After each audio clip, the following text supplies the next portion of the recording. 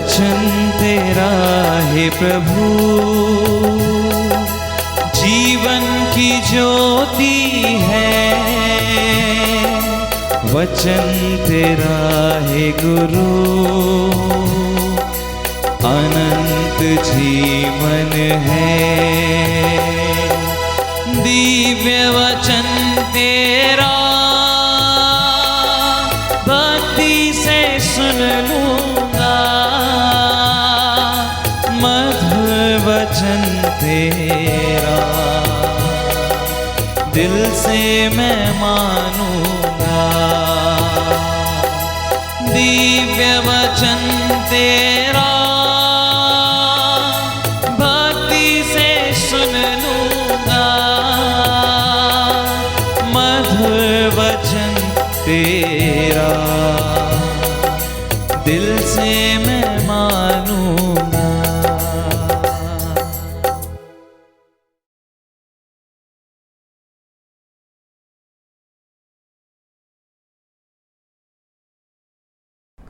प्रेरित चरित्र अध्याय 1 से अध्याय 6। अध्याय 1। थियोफिलुस, मैंने अपनी पहली पुस्तक में उन सब बातों का वर्णन किया जिन्हें ईसा उस दिन तक करते और सिखाते रहे जिस दिन वह स्वर्ग में आरोहित कर लिए गए।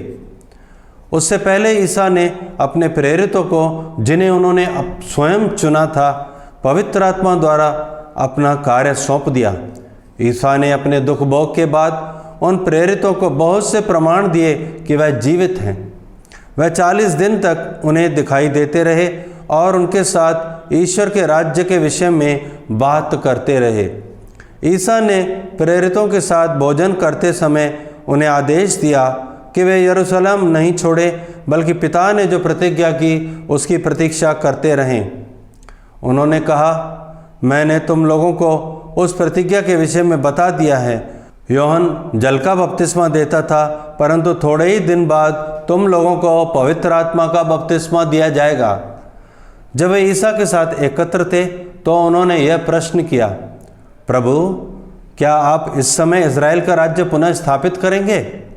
ईसा ने उत्तर दिया, पिता ने जो काल और मुहूर्त अपने निजी अधिकार से निश्चित किए हैं, तुम लोगों को उन्हें जानने का अधिकार नहीं है, किंतु पवित्र आत्मा तुम लोगों पर उतरेगा और तुम्हें सामर्थ्य प्रदान करेगा, और तुम लोग यरूशलेम, सारी यहूदिया और समारिया में तथा पृथ्वी के अंतिम छोर तक मेरे साक्षी होंगे। इतना कहने के बाद ईसा उनके देखते देखते आरोहित कर लिए गए और एक बादल ने उन्हें शिष्यों की आंखों से ओझल कर दिया। ईसा के चले जाते समय प्रेरित आकाश की ओर एकटक देख ही रहे थे कि उज्ज्वल वस्त्र पहने 2 पुरुष उनके पास अचानक आ खड़े हुए और बोले, गलीलियों, आप लोग आकाश की ओर क्यों देखते रहते हैं?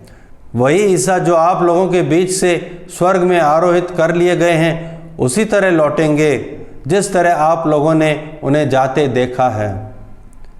प्रेरित जैतून नामक पहाड़ से यरूशलेम लौटे। यह पहाड़ यरूशलेम के निकट विश्राम दिवस की यात्रा की दूरी पर है। वहाँ पहुंचकर वे अटारी पर चढ़े जहाँ वे ठहरे हुए थे।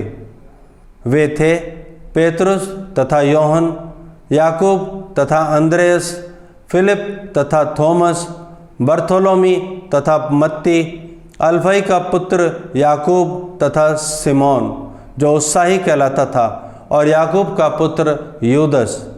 ये सब एक हृदय होकर नारियों, ईसा की माता मरियम और उनके भाइयों के साथ प्रार्थना में लगे रहते थे। उन दिनों पेतरुस भाइयों के बीच खड़े हो गए। वहाँ लगभग 120 व्यक्ति एकत्र थे। पेतरुस ने कहा, भाइयों, यह अनिवार्य था कि धर्म ग्रंथ की वह भविष्यवाणी पूरी हो जाए जो पवित्र आत्मा ने दाऊद के मुख से यूदस के विषय में की थी। यूदस ईसा को गिरफ्तार करने वालों का अगुआ बन गया था। वह हम लोगों में एक और धर्म सेवा में हमारा साथी था। उसने अपने अधर्म की कमाई से एक खेत खरीदा।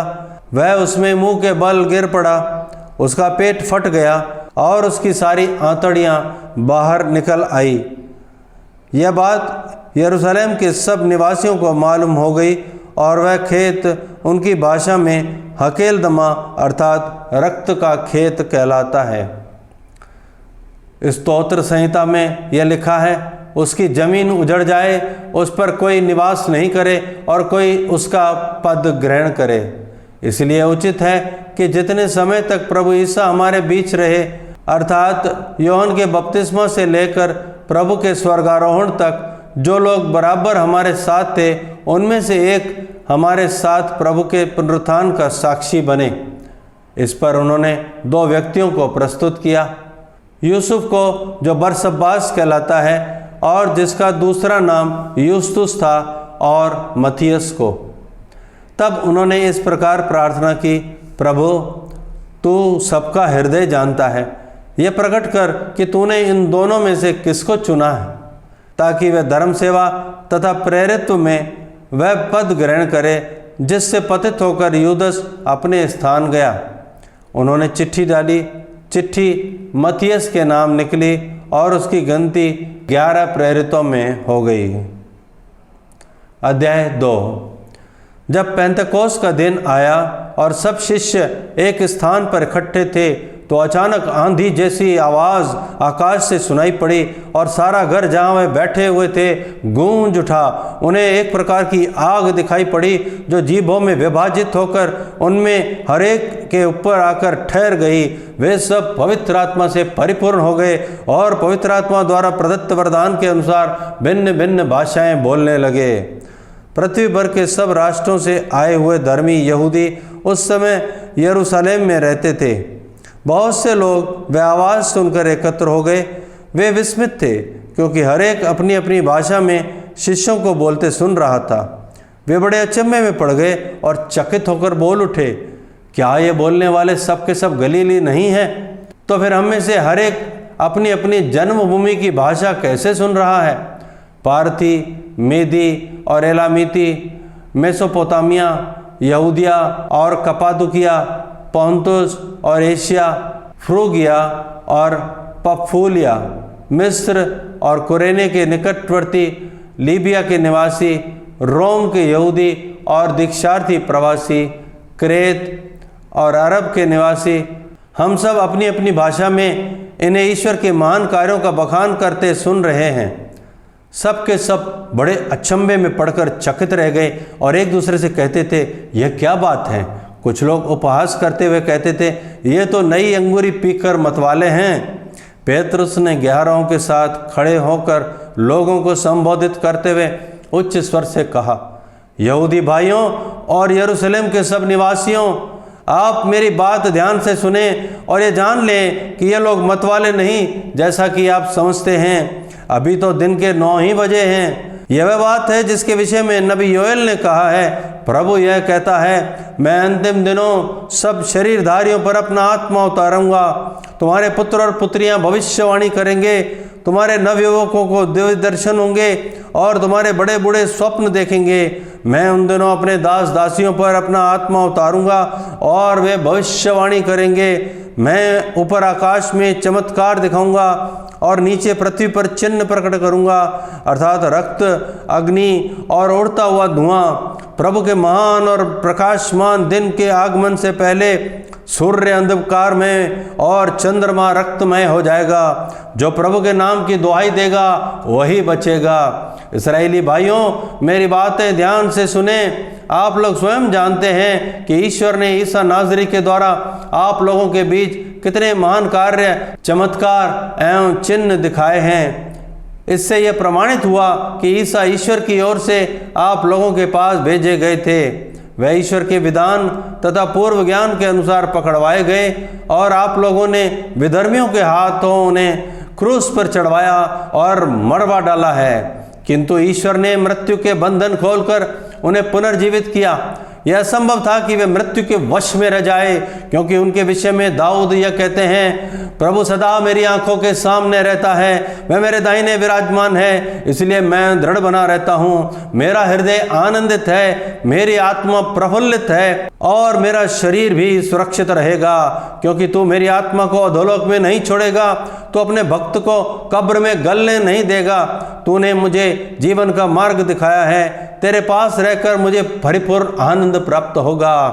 भाइयों, मैं कुलपति दाऊद के विषय में आप लोगों से निसंकोच यह कह सकता हूँ कि वे मर गए और कब्र में रखे गए। उनकी कब्र आज तक हमारे बीच विद्यमान है। दाऊद जानते थे कि ईश्वर ने शपथ खाकर उनसे यह कहा था कि मैं तुम्हारे वंशजों में एक व्यक्ति को तुम्हारे सिंहासन पर बैठाऊंगा। इसलिए उन्होंने नबी होने के नाते भविष्य में होने वाले मसीह का पुनरुत्थान देखा और इनके विषय में कहा कि वे अधोलोक में नहीं छोड़े गए और उनका शरीर गलने नहीं दिया गया।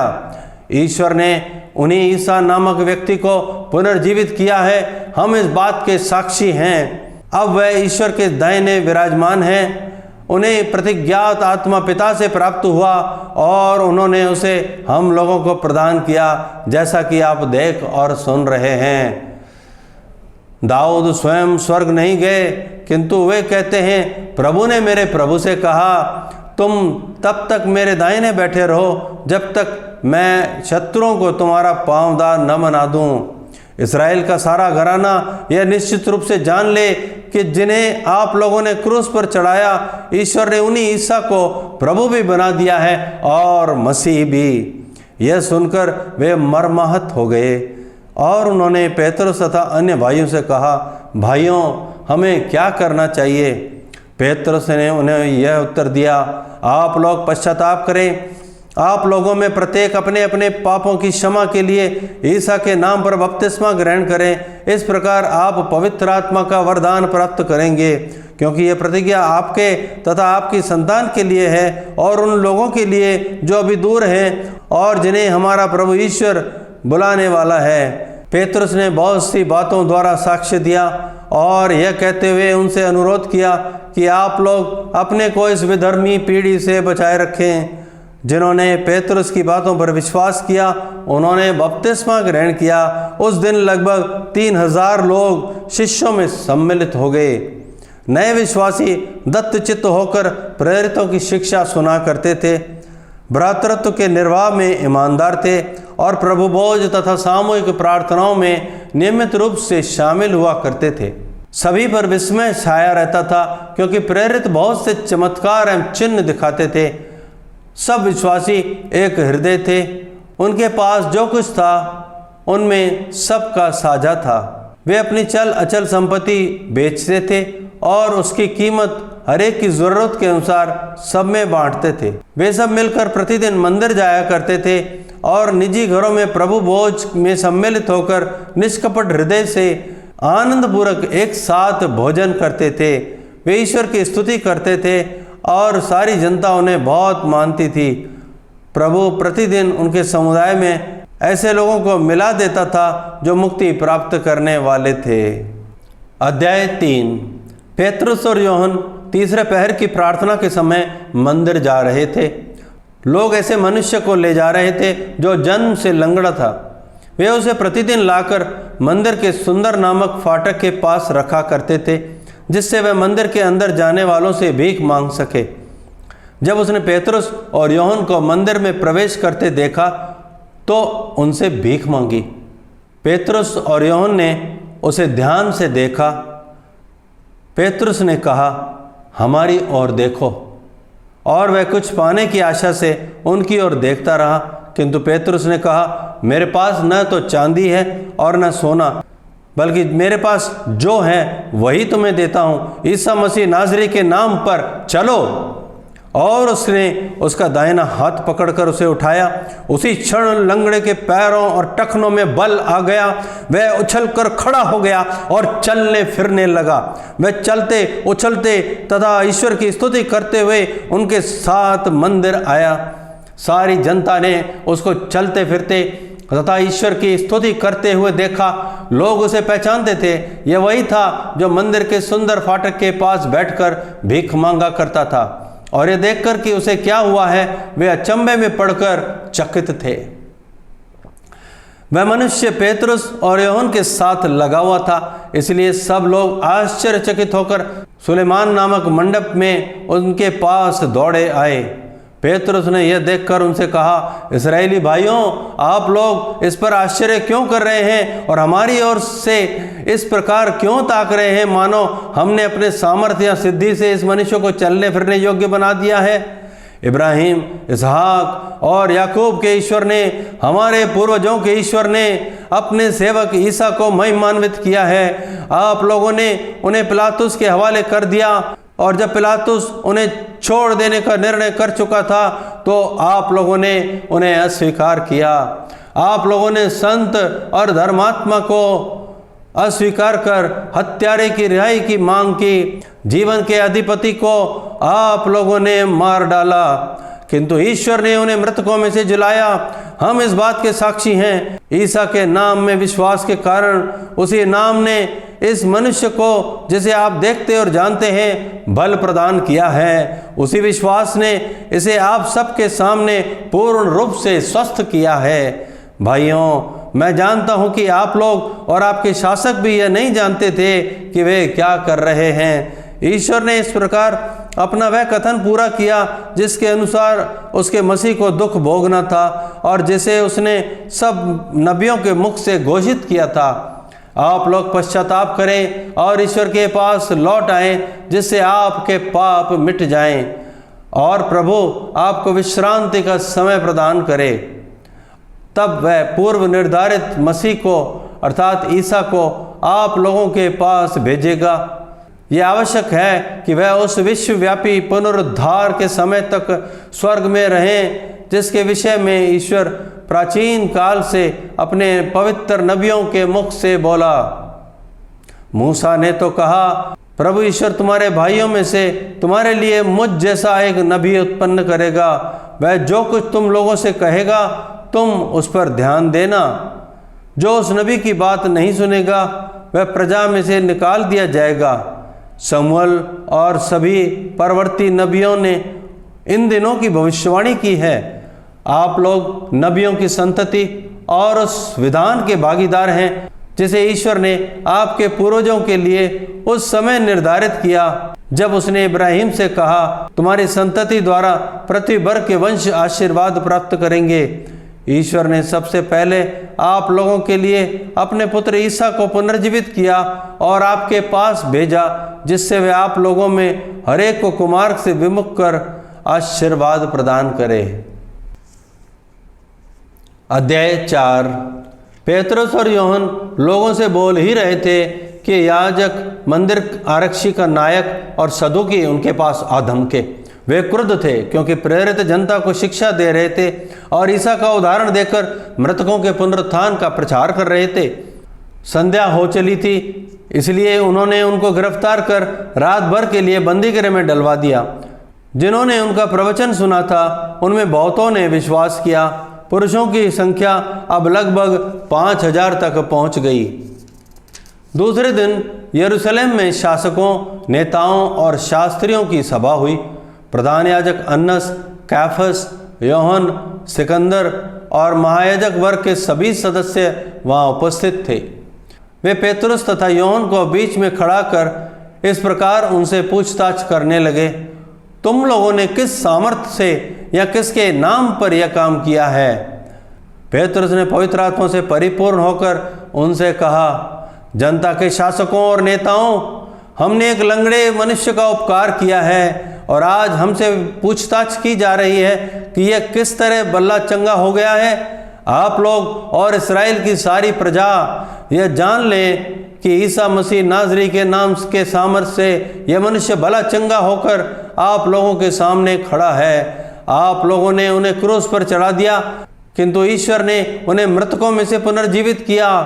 यह वही पत्थर है जिसे आप लोगों ने निकाल दिया था और जो कोने का पत्थर बन गया है।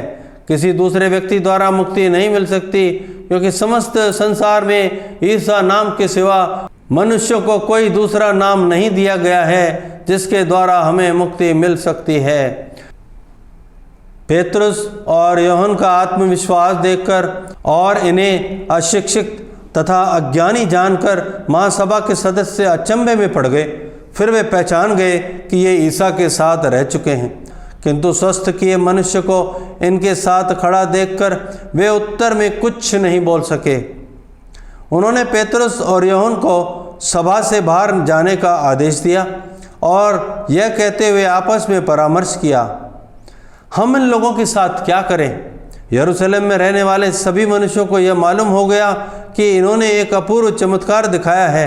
हम ये अस्वीकार नहीं कर सकते, फिर भी जनता में इसका और अधिक प्रचार न हो, इसलिए हम इन्हें कड़ी चेतावनी दें कि अब से ईसा के नाम पर किसी से कुछ नहीं कहोगे। उन्होंने पेतरुस तथा यूहन्ना को फिर बुला भेजा और उन्हें आदेश दिया कि वे न तो जनता को संबोधित करें और न ईसा का नाम लेकर शिक्षा दें। इस पर पेतरुस और यूहन्ना ने उन्हें यह उत्तर दिया, आप लोग स्वयं निर्णय करें। क्या ईश्वर की दृष्टि में यह उचित होगा कि हम ईश्वर की नहीं बल्कि आप लोगों की बात माने? क्योंकि हमने जो देखा और सुना है उसके विषय में नहीं बोलना हमारे लिए संभव नहीं। इस पर उन्होंने पेतरुस और यूहन्ना को फिर धमकाने के बाद जाने दिया। वे नहीं समझ पा रहे थे कि उन्हें किस प्रकार दंड दिया जाए, क्योंकि इस घटना के कारण सारी जनता ईश्वर की स्तुति करती थी। उस चमत्कार द्वारा जिस मनुष्य को स्वास्थ्य लाभ हुआ था उसकी उम्र 40 वर्ष से अधिक थी। रिहा होने के बाद पेतरुस और यूहन्ना अपने लोगों के पास लौटे और महायाजकों तथा नेताओं ने उनसे जो कहा था वह सब बतलाया। वे उनकी बात सुनकर एक स्वर से ईश्वर को संबोधित करते हुए बोले, प्रभु, तूने स्वर्ग और पृथ्वी बनाई, समुद्र भी और जो कुछ उनमें है। तूने पवित्र आत्मा द्वारा हमारे पिता अपने सेवक दाऊद के मुख से यह कहा, राष्ट्रों में खलबली क्यों मची हुई है? देश देश के लोग व्यर्थ ही बातें क्यों करते हैं? पृथ्वी के राजा विद्रोह करते हैं, वे प्रभु तथा उसके मसीह के विरुद्ध षड्यंत्र रचते हैं। वास्तव में हेरोद और पिलातुस गैर यहूदियों तथा इज़राइल के वंशों ने मिलकर इस शहर में तेरे परम पावन सेवक ईसा के विरुद्ध, जिनका तूने अभिषेक किया, षड्यंत्र रचा था। उन्होंने इस प्रकार वह सब पूरा किया जिसे तू शक्तिशाली विधाता ने पहले से निर्धारित किया था। प्रभु, तू उनकी धमकियों पर ध्यान दे और अपने सेवकों को यह कृपा प्रदान कर कि वे निर्भीकता से तेरा वचन सुनाएं। तू अपना हाथ बढ़ाकर अपने परम पावन सेवक ईसा के नाम पर स्वास्थ्य लाभ, चिन्ह तथा चमत्कार प्रकट होने दे। उनकी प्रार्थना समाप्त होने पर वह भवन जहाँ वे एकत्र थे हिल गया। सब पवित्र आत्मा से परिपूर्ण हो गए और निर्भीकता के साथ ईश्वर का वचन सुनाते रहे। विश्वासियों का समुदाय एक हृदय और एक प्राण था। कोई भी अपनी संपत्ति अपनी ही नहीं समझता था। जो कुछ उनके पास था उसमें सभी का साझा था।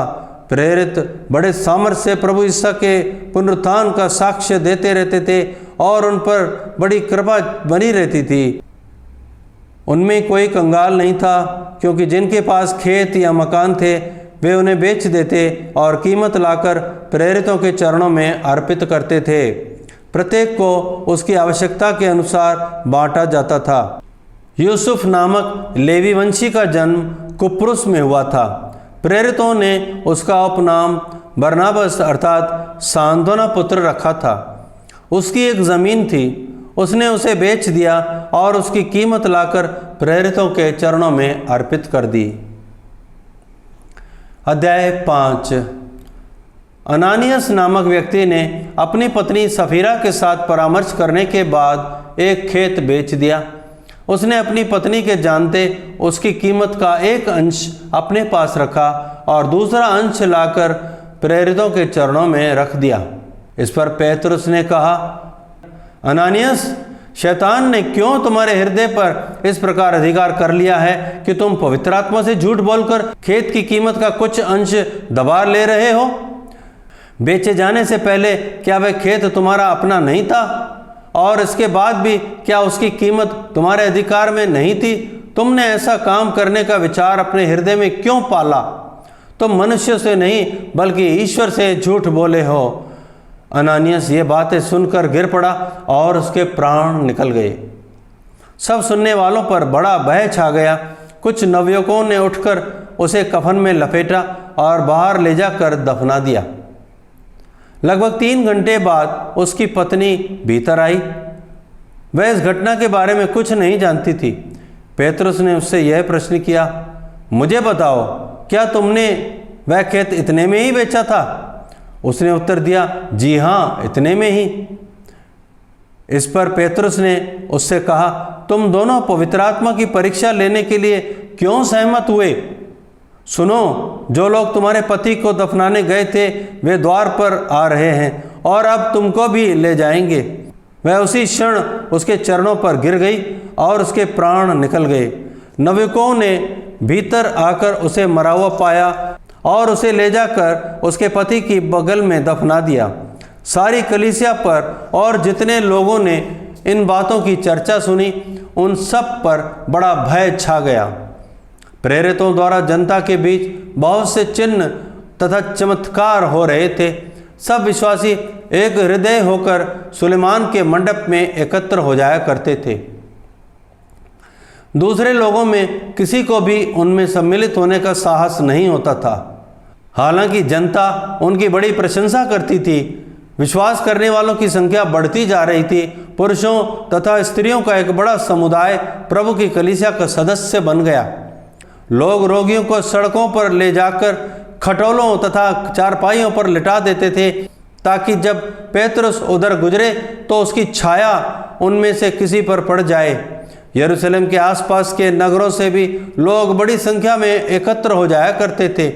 वे अपने सब रोगियों तथा अशुद्ध आत्माओं से पीड़ित व्यक्तियों को ले जाते थे और वे सब चंगे कर दिए जाते थे।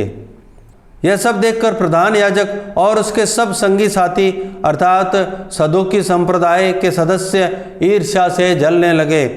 उन्होंने प्रेरितों को गिरफ्तार कर सरकारी बंदीगृह में डाल दिया।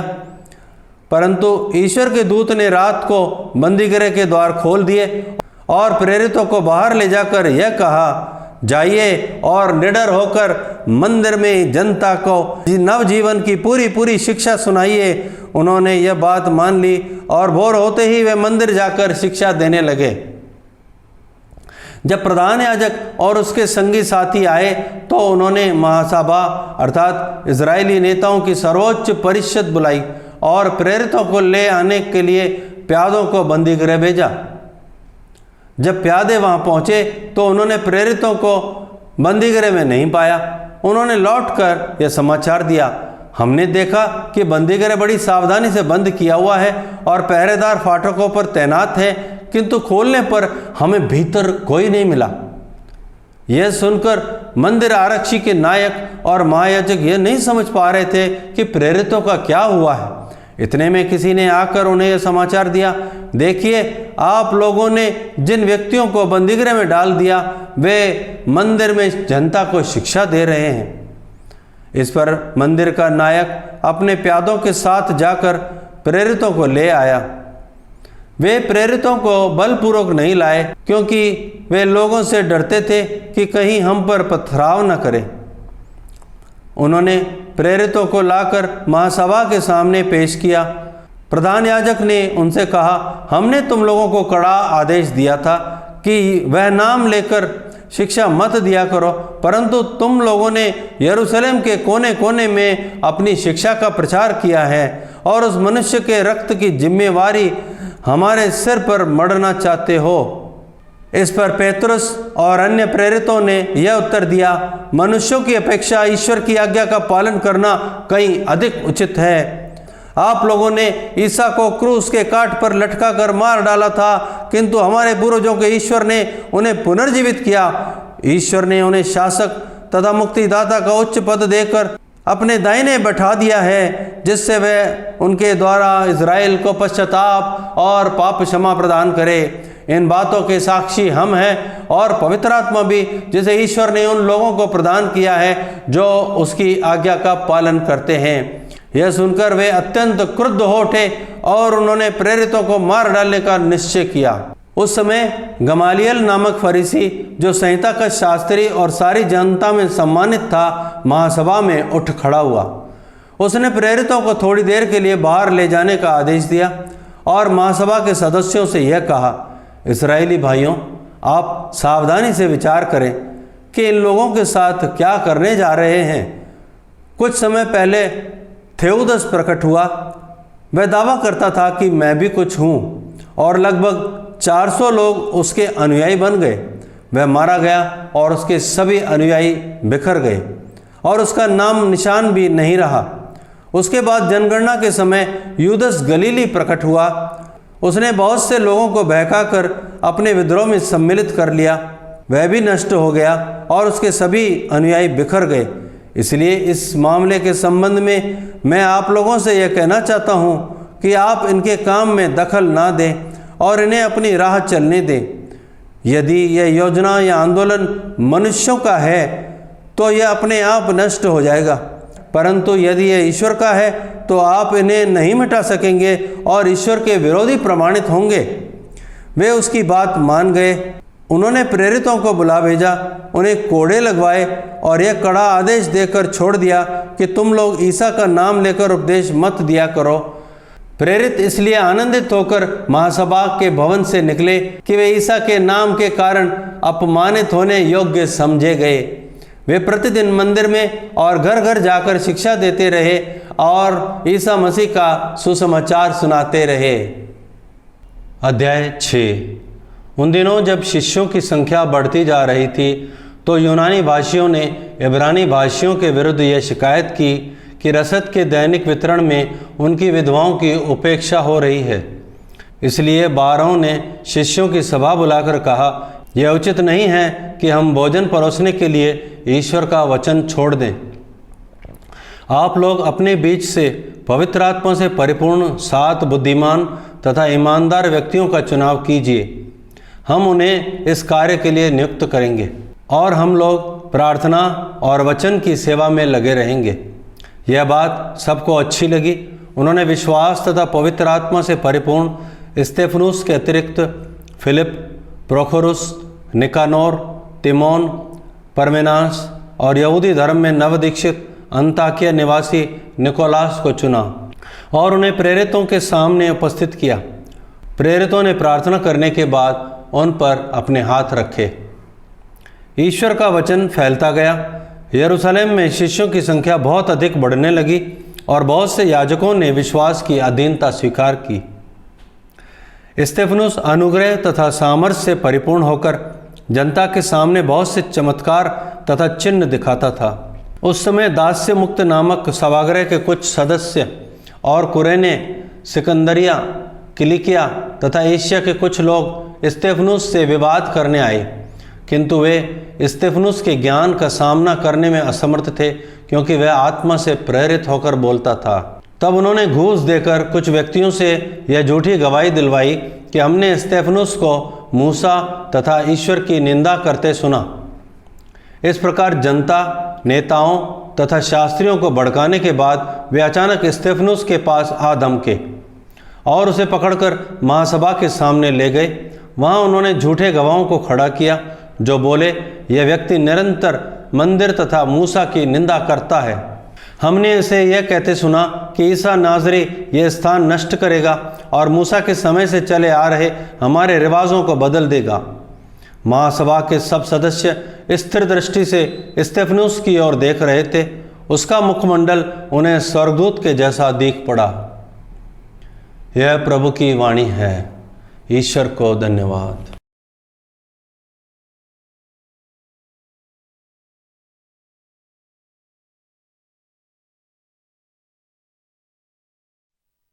प्रेरित चरित्र अध्याय 2 वचन 17। आइए हम इस वक्त पवित्र आत्मा को अपनी सोच, ख्याल, विचार में क्रियाशील होने दें और प्रभु की स्तुति करें।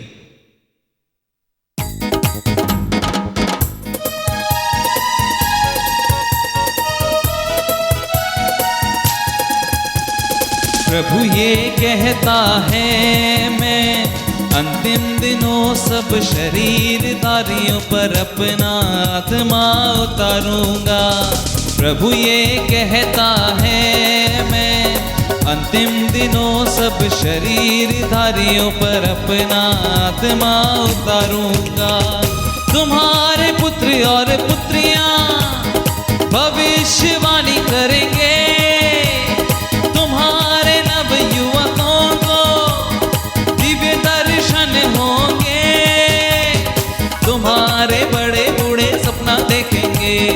तुम्हारे बड़े बूढ़े सपना देखेंगे। प्रभु ये कहता है मैं अंतिम दिनों शब शरीरधारियों पर अपना आत्मा उतारूंगा।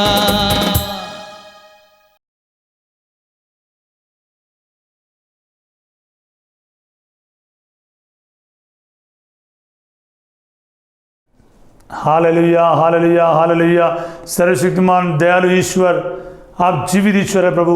आप हमें अपने पवित्र आत्मा से परिपूर्ण करने वाला ईश्वर है। अंतिम दिनों में प्रभु आपने कहा मैं अपने आत्मा सब शरीरधारियों पर उतारूंगा।